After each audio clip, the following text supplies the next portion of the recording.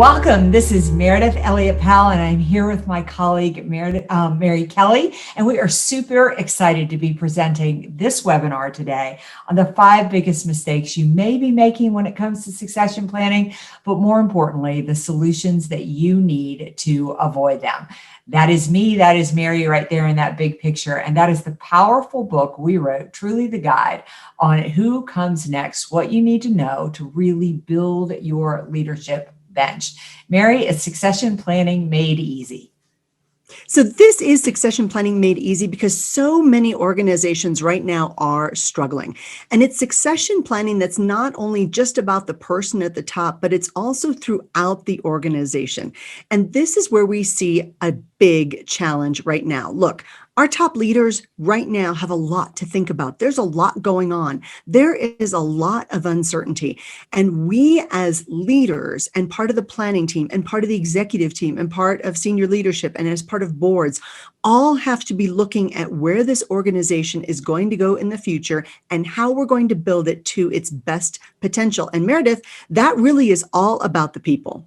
It really is all about the people. I mean, there is so much value in succession planning, but it's really that it ensures your organization is well positioned to serve your customers, care for your employees, and achieve your goals. I have often said, and Mary, I know you're right there with me, that the best investment you can make as a leader is in your people and the depth of your leadership bench. There's so little you can control in today's marketplace. You can't control the election. You can't control interest rates. You can't control regulation. You can't control competition or technology. But you do have control over the power of the people that you surround yourself with. And the stronger and deeper your leadership bench, the more successful you are going to be. And that is such a great point, especially during this time where our unemployment rates are a little bit higher. And that means now is a great time to be looking for talent for your team into the future. A year ago, a lot of these people were not available. And now you've got a talent pool to pick from that maybe before you did not have. And every good leader, like every good coach, is constantly looking for great talent. That's right. So succession planning is something that we talk quite a bit about. Mary, I was talking with Libby Gill the other day, a colleague of ours, and she's writing a new book that's coming out, I believe, in the spring, but it's really interesting concept. She wrote it in conjunction with a university where they went in and studied today's biggest and most influential organizations and about the gap between actually talking about leadership training and actually doing leadership training, and just how many of those organizations actually had leadership and succession planning at the top of their priority list. But when you looked at how much they were actually doing, it was pretty slim to none. That we are still, even in 2020, putting leaders in positions of leadership without giving them the training and the development to do it. So today we want to focus on some of the biggest succession planning mistakes that you're making and how you can avoid them. Because succession planning is one of those topics as well. We talk about it quite a bit, but far too often we don't do the succession plan until we need the succession plan. And what Mary and I want to help you do, and what our passion is helping organizations plan long before they need them. It's kind of like your kitchen stove. You know it can catch on fire and you know you have a fire extinguisher, but that's not the plan we're trying to talk about. We're trying to get ahead of it. Now, you need the flame, you need the heat, you need that energy, but you also don't want the crisis situation. And for many organizations, when an executive, whether it's the top person or not, when an executive either gets sick or gets promoted or suddenly decides to retire or has to leave for some kind of other personal reason to care for an aging parent or their spouse or a child, which are the most common reasons executives leave the job early, all of a sudden they're left scrambling. And many employees, many senior leaders think, well, the person at the top has a plan for this. And what do we know about that, Meridith? We know that's not the case. Far too often. All right. So enough about succession planning and the overall big picture. Let's dive into the 5 biggest succession planning mistakes and what you need to avoid them. So drum roll, please. Here we go. Mistake number 1, procrastination. Mary, what do you see out there when it comes to leaders procrastinating when it comes to succession planning? On day-to-day things, we are focused on what we need to do that day. We are fire stomping. We are putting out the fires. We're putting out the crisis. We're handling the things that pop up that day. In my morning client call, the CEO said, I have to plan time. This has made me realize is I have to plan time into the week for the emergencies that invariably crop up that I am the only person who can handle it. I said, you're absolutely right. And this is why succession planning and other things which don't seem quite to be so emergent or urgent get pushed off to the side. So some people intend to do it, but they simply procrastinate because day-to-day operations, day-to-day crises, day-to-day events, when somebody calls up and says, hey, I've got a $500,000 project for you, succession planning goes to the back burner. And I see this as one of the big problems. I had a client this morning as well that she said to me, she said, I said, what changes do you want to make? What do you want to focus on? And she said, I need to start thinking about the company in the long term rather than the short term. And I thought that was a really powerful self-assessment and observation that if you want your company to be successful, you have to stop putting off the decisions that are going to make sure that you are successful long term. And procrastinating on succession planning is probably one of those. And we get it. It can seem complicated. It can seem overwhelming. But here's what you need to do if you want to quit procrastinating. Pull the trigger and start beginning your succession planning. Number one is go ahead and create a plan. I mean, Mary and I are really big fans of just starting small. It doesn't have to be a big and a complicated plan, right, Mary? No, you just need to start. It's taking that first step. The whole idea of climbing Mount Everest, it starts with a single step, and it's the same with succession planning.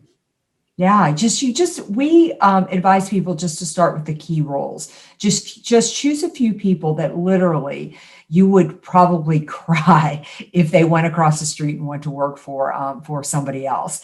And once you pick out those key roles, just get some goals and set some deadlines for yourself. In fact, a great deadline would be to have your key roles selected and begin the process of at least having that conversation with some people before we start the new year. All right. Let's jump into succession planning mistake number 2. You choose your favorites. Now, this isn't really choosing your favorites. We're not talking nepotism. We're not talking that, but we are talking about what you need to focus on moving forward. What would be key in your organization if you lost them due to, again, illness or some kind of movement or something like that? We've got to be laser-like focused on where we're starting. Yeah, you've got to know that, all too often, this is far more when you think about succession planning, you need to really begin to think about who's really qualified and has shown the experience to do it. One of my favorite examples around this is I just finished reading Lights Out, which was the story of the fall of General Electric. And General Electric was famous for succession planning. They always had a depth of leadership. In fact, such qualified leaders that the leaders who weren't chosen to be the successor were often hired gleefully by other companies.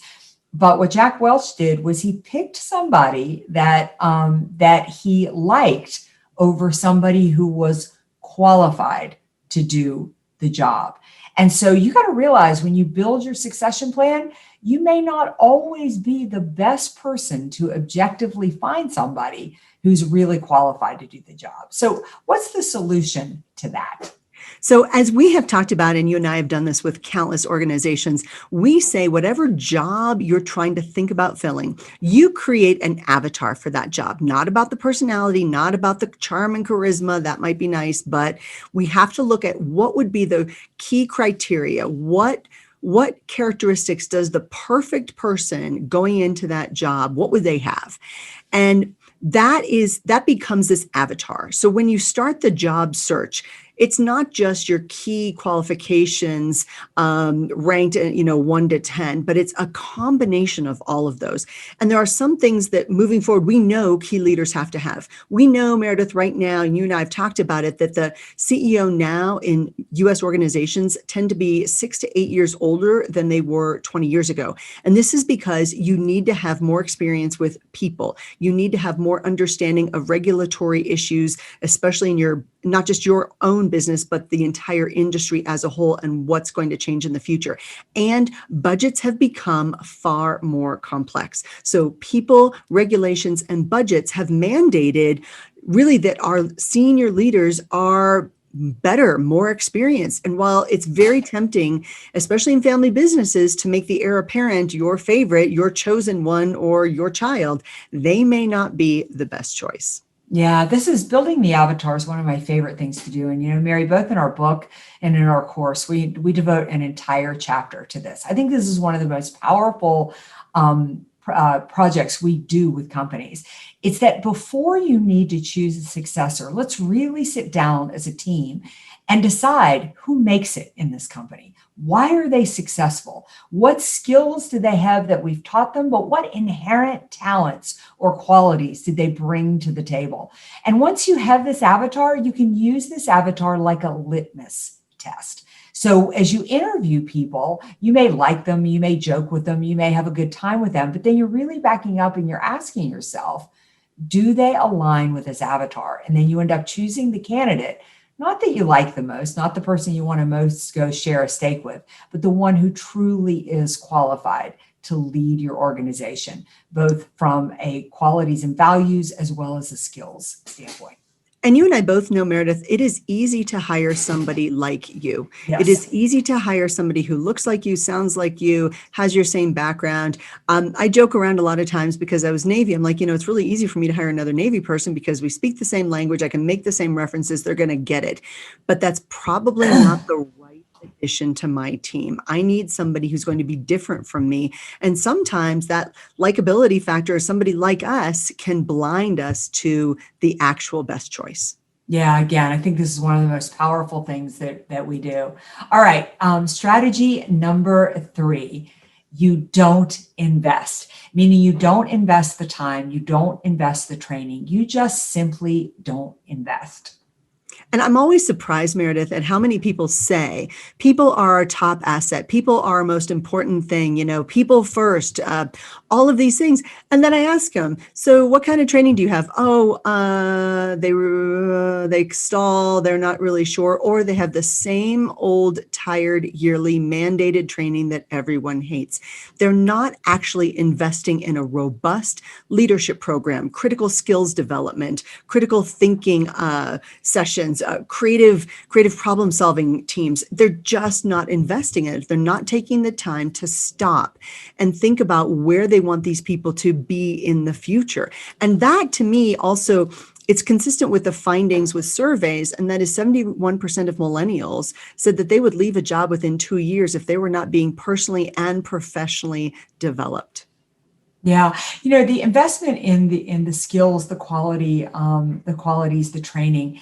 I was on with a group of senior leaders this morning, and we were talking about the fact that I get that they have higher priorities. I get that things are on fire in the organization. But you got to understand that both in good economic times and challenging economic times, one of the most powerful influences on any organization and its ability to be successful is the leader. I mean, I'm a strategic planner by training. You are too, Mary. I would take an organization with a great leader that had no strategic plan over an organization with a beautiful strategic plan, well thought out, and bad leadership. It is that important. And you can't expect leaders to be grown, right, Mary? You've got to invest in them. You absolutely do. And there's a multitude of ways this can happen. We know there is a skills gap in most organizations, and leadership, especially leadership development, can come at different levels, but it doesn't have to be a lot of people think they have to send their teams off for a month at, $100,000 per person, and they're going to come back and they're going to magically transform the organization. That's really not how it works. This is kind of like, are you going to take your vitamins all on January 1st for the entire year, or are you going to take your vitamins every single day throughout the year? And the answer, of course, is you take your vitamins every single day. Leadership development and matriculation of your talent is something that has to happen all the time. It has to be consistent, constant, ongoing, and it has to be shifting depending upon what the organization needs and where you're going. But leadership development has to happen. Yeah, and I think that one of the most important things you said there, really first, is that you need to determine the skills that people have and the skills that aligned with your avatar. See, these challenges and solutions go together, and once you do that, you'll get the gap. What is it that Mary brings to the table, and where is it that we need a developer? And that's going to skinny down the training. Mary's right. You don't need to send people off for months and months at a time, or invest, hundreds of thousands of dollars. You just need to identify what they need to learn, how they need to learn it, and then invest in the training to do it. And it should be a combination. They definitely need some formal training. They need to be a part of programs and some online courses, but they need time for mentoring. They need coaches. They need some online courses, some things they can do on their own. But in essence, what you need is a training program for them, and one that is customized to the skills that they need to learn. So we are cooking with gas. We have 3 of the 5. We know that one of the biggest mistakes we make is we procrastinate. Now, we don't want to put it off. We want to allow you to come in, and we want to allow you to be able to do this in an easier way, and an easier fashion. We know that you don't want to choose your favorites. That you want to build your avatar, people who are best qualified for the job. But once you do that, you've got to invest in them. So let's look at what is next, Mary. Number 4, you keep your succession plan a secret. Now I'm going to turn this one over to you because it is your passion and one of your favorites. Oh, it's one of my hot buttons for sure. Because, I was working with this great company, and I was brought on to provide executive coaching to the top 4 people, including the CEO. And they had made it very clear that everybody's conversations with me were all confidential. So I'm talking to the CEO, and he was about 61 years old. And he told me he intended to retire within a year. I said, great, let's be starting on the succession plan. And he said, well, Gwen, you're working with Gwen. I said, yes, Gwen is amazing. And he said, Gwen is the person. Gwen has been here for 8 years. She came from this industry. She is sharp. She is educated. She is motivated. She comes in under budget. Her stuff is on time. Her people love her. She understands the money, the people, the regulations. Everybody loves Gwen. She is the heir apparent, and she's going to be great. I said, you know what? She's a great choice. And he said, yeah, I think so too. I said, so when are you going to tell Gwen? And he said, oh, I can't tell Gwen. And I got really nervous because in my conversations with Gwen, she had been telling me, hey, I've been at this company 8 years. I was brought in as a VP. I'm still a VP. It's been 8 years, and I'm getting offers from other companies. I don't know if I should be taking them or not. I've asked the CEO a couple times, hey, where do you see me in a year or 3 years, 5 years? And he dismisses it. So I don't think he trusts me, and I don't think he thinks I have a future at this company. So now I'm stuck. I'm in this confidentiality issue with both of them. And I'm like, to the CEO, I said, I really, really think you need to bring Gwen in and have an honest conversation. She needs to know that she's the person, and you need to start having her attend these meetings with you. You need to have her shadow you. You need to be actively mentoring her now. And she needs to know she has your trust and confidence. And he leaned back in his chair and he said, no, I can't do that. If I do that, she's just going to take her foot off the gas pedal. And I did not. I was so frustrated. I didn't know what to do. And I went back to Gwen. I'm like, please go talk to him about this. She goes, every time I do, he just dismisses me. I go back to him. I'm like, please talk to Gwen. He's like, no, no, no. So here I am. I'm like, what are you going to do? 2 weeks later, Gwen got an offer to be a CEO at a competitor's organization, and she took it. And now that CEO had nobody stepping into that role. Nobody had that trust and confidence. Nobody had that experience. And he was now starting from ground zero. And what he said to me was, I probably now won't be able to retire for 3 to 4 years.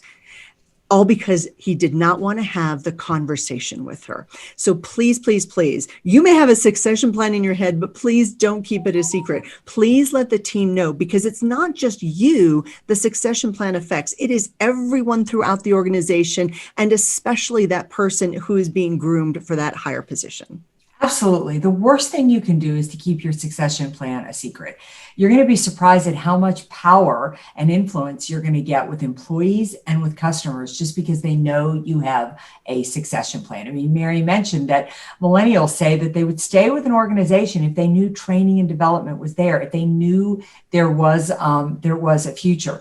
The other is it's going to backfire on you. My story with this is that my boss, and his boss had decided that I was going to move into my boss's position when he got promoted. The only problem was they never told me. They never included me. They never asked me. And so when they announced Jeff's promotion, just before they did, they came to me and said, congratulations, we're going to put you in Jeff's role. The only challenge was I didn't want that job. I had no desire to do his job and his role. It's not what I wanted with the company. So again, it blew up in their face. I felt guilty. I thought I had damaged my career by not taking it. They were kind of mad because now their plan had blown up. It's just the worst thing you can do. The moment you develop a succession plan, you've got to realize the power of communication. Just letting employees know that you have a plan, that there's a future for people, whether they're one of the chosen people or not, it's going to have an impact on them. The other is it has an impact with customers. And Mary, I know you've got a great story around that as well. Oh, gosh, yes. So we had a young lady who was about 21, 22 years old, fresh out of college, was making a decent salary, went to her boss and said, look, I know I should be doing something with my money, something with my finances. I want to be smart. What do I do? So he set her up with his financial planner, a guy about 65 years old named Gary. Gary very nicely spent about an hour and a half with this nice young lady and educated her on, hey, this is an IRA, this is a Roth IRA, this is a 401k plan, this is kind of how this works. This is how, she didn't even know how a stock or a bond or a mutual fund worked, like nothing. He gave her a lot of his time. He was very generous. Her boss had recommended him, high degree of trust. She really liked him, high degree of trust, but she was being sent to Europe for 3 years. And then she was going to be back and she wanted this set up before she went. And so she said, hey, I don't mean to be indelicate, but because I'm going to be out of the country for 3 years and I'm not sure when I'm getting back, I know I'm going to be sending you, say, 10% of my paycheck every month, and you're going to be investing it and watching out for it and communicating with me and all that. And I have a high degree of trust in you. So what happens if something happens to you? And his response was exactly wrong. He said, well, I think my son might be taking over the company. Wait a second. She is now trusting her retirement, her life savings, and all of her disposable income to somebody she's never met and who maybe is going to take over the organization.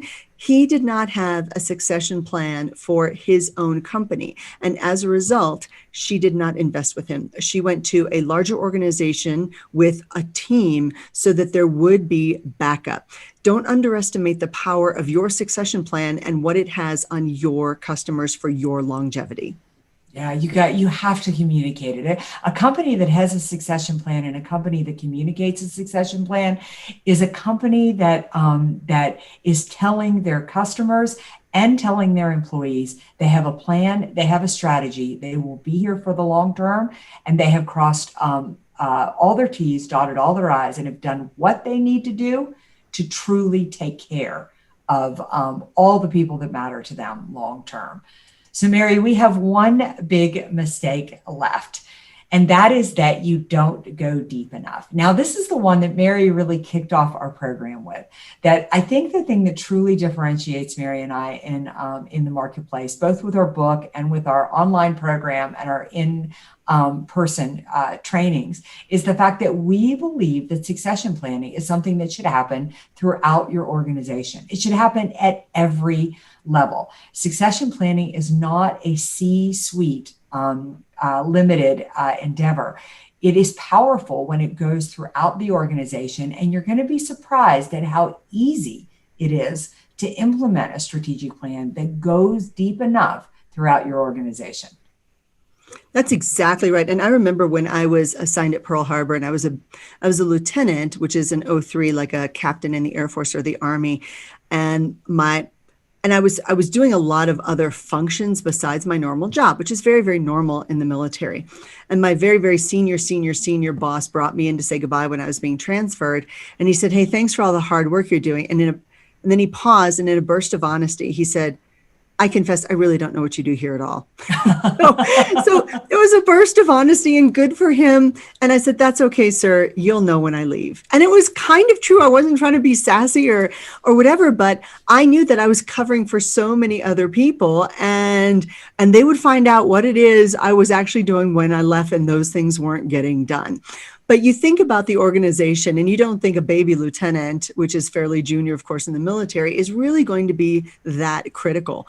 But I can't even tell you how many phone calls I got from different people in the organization. Okay, how do I do that and what happens? And this is after I put together a giant turnover binder for my job. In the military, your job is to put together a binder or a folder so that the next person coming in, they get this on their desk. It's kind of like when presidents leave a letter for the next president, but that's only a very small piece of paper. This is a full binder that tells you what to do. And I left a full binder. And they're like, okay, but so-and-so has the binder and I don't have the binder. And what do I do about this?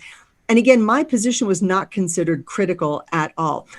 And that's what's so interesting is there are some people who are the keeper of the keys. They know things about the organization. And if they were to leave you or something happened to them, there would be a huge knowledge management crisis. So who are those people? And just like a really good coach, great leaders and great leadership, great boards are always on the lookout for great talent, and they look for depth on their team. They want backups. They want contingencies. They want people who can cross-pollinate and cross over to different departments who really get the big picture. And this is where we see many organizations say, well, we've got a replacement for the CEO. Well, okay, so what happens when that CEO leaves? Now, are all those vice presidents going with him or her? Are those people going to be kept because a new person's coming in? What happens next? So this is where depth is so critical, Meridith. Yeah, I agree. I mean, I think that it's one of the things that you've got to realize is that succession creates ownership at every level. And that's really what you're trying to do with your team, is get them to be as passionate as you are about the growth of your organization. So one of the things that we do when we're developing talent in organizations is that anybody who is up for succession can't move into their new role, can't even advance in the succession plan until they have chosen and started to develop their successor after them. In essence, what going deep enough means, it's about building a culture of succession, about people understanding that one of the criteria for advancement, one of the only ways you're going to advance in the company is if you understand how to develop and mentor other people. And then before you can move up and take on a new role, you have to make sure that somebody is ready to come in behind you. And when you do that, you have created a culture of succession, and succession goes far beyond the C-suite. So there you've got it. We have put it together. Truly the solutions that you need to really put your succession plan in place. You've got to begin by, beginning. Quit procrastinating. Just get off the mark. Choose a few people. Choose them as your successors and get started. Build your avatar. Really decide what that ideal leader is in your organization, because you want to be choosy. You want to be selective. Invest in them. Train and develop. It doesn't need to be a massive investment program, but there's a lot of good options, truly out there. Build that culture of succession. And for goodness sakes, don't keep your succession plan a secret. Communicate it, communicate it, communicate it. Terrific, Meredith. I think you're exactly right. And, we were on the job when one of those leaders said, so I'm going to need all of this in a binder. And we said, but we made you this big binder. We created profiles for all your top team and your emerging leaders and your potentials. And we did this leadership. And the CEO said, no, I'm actually going to need to refer to this more often. So can you put this together in a book? And Meredith, I think that was that moment when we looked at each other and said, I guess we're putting this together in a book. And this, of course, is the Who Comes Next book, Leadership Succession Planning Made Easy. And what I love about this is we did create about 40 checklists, exercises, fill in the blanks, and plans that leaders can use right now to stop the procrastination, take the right steps moving forward, and start the beginning of a great succession plan. And I also love that you and I both have offered to do free consultations with people who have looked at the webinar and said, you know what, I could maybe use a little bit of help on this, because for some organizations, they need us to show up. They need us to show up, one of us, both of us, to help them figure out their entire succession plan, maybe as part of their strategic planning retreat or as part of their ongoing leadership development. For others, they just need a little tweak, a little course correction on where it is they're going. And like my folks this morning, we meet every single Friday for an hour just to talk through what it is they're doing with their succession plan. So if people want just a free 30-minute consult with one of us, I'm at Mary@productiveleaders.com. Meridith, you are at Meridith with an I at meridithelliotpowell.com. And we do have the course, the online course, which is at motionfirstnow.com/who-comes-next. And we do have the website, whocomesnext.com. And there you get the free chapter of the book. You get our 5-minute succession plan to get you started in the right direction. And we are available to help if possible. This is our passion, and we are excited to help you. Yeah, exactly. I really encourage you to check out the online course. Just go in there, look around, and please go to whocomesnext.com. Grab your free tools and resources. Now, before we close out this webinar, I also want to tell you about my good friend Mary and where you can find her. She's one of the smartest women I know in the business. Not only the smartest women, one of the smartest people I know in the leadership business. True honor to get to write with her. But find out more about her at productiveleaders.com, and you can find her at email Mary at productiveleaders.com. But her website is chock full of tools, resources, everything that you need to know to really be successful in the leadership space right now. And it's an important space to be expanding your skills. And Meridith, this gives me the opportunity to talk a little bit more about you and the work you've done. I love the fact that you have such great corporate experience. And I think you've won every award possible in this industry. Top 15 salesperson, top 50 keynoter in the world, always getting an awards, and duly justified and deserved. People absolutely love your programs. They love your sessions. And you are in such high demand. And the resources on your site, your other site, which is meridithelliotpowell.com, are amazing. You've got webinars, you've got articles, you've got a quiz, an assessment. It's absolutely fantastic. So I really encourage people, check out meridithelliotpowell.com. You will find that time very well spent. All right. And just one more reminder to go to whocomesnext.com, check out our online course, and please reach out to Mary and I. We are so happy to give you a free 30-minute strategy session to learn how to build your leadership bench. Leadership succession planning can be really easy when you know who comes next. So thank you again for joining us, and we will see you next time.